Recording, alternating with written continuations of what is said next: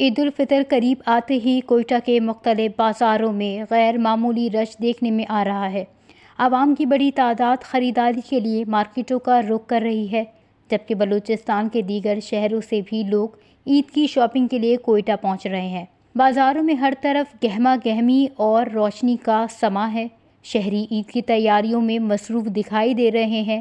اس موقع پر شہریوں نے وش نیوز سے گفتگو کرتے ہوئے کہا کہ میں ابھی واسکٹ لینے آیا ہوں، تو ماشاءاللہ چاند رات کی خوشی میں عید کی خوشی میں سارے لوگ نکلے ہوئے شاپنگ کر رہے، بس خوش ہے لوگ، عید آ رہے، لوگ بہت انتظار میں عید کا۔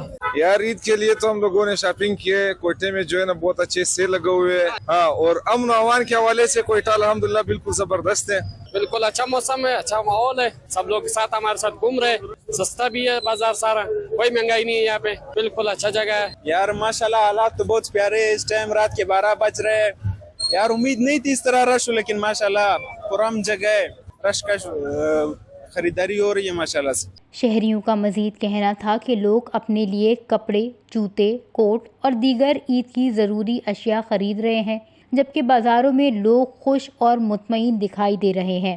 شہریوں نے اس تاثر کو بھی مسترد کیا کہ کوئٹہ میں حالات خراب ہیں اور لوگ گھروں سے باہر نہیں نکل رہے۔ ان کا کہنا تھا کہ کوئٹہ ایک پرامن شہر ہے اور یہاں معاملات زندگی بحال ہیں، جبکہ بازار میں دوبارہ رونقیں لوٹ آئی ہیں۔ وش نیوز، کوئٹہ، بلوچستان۔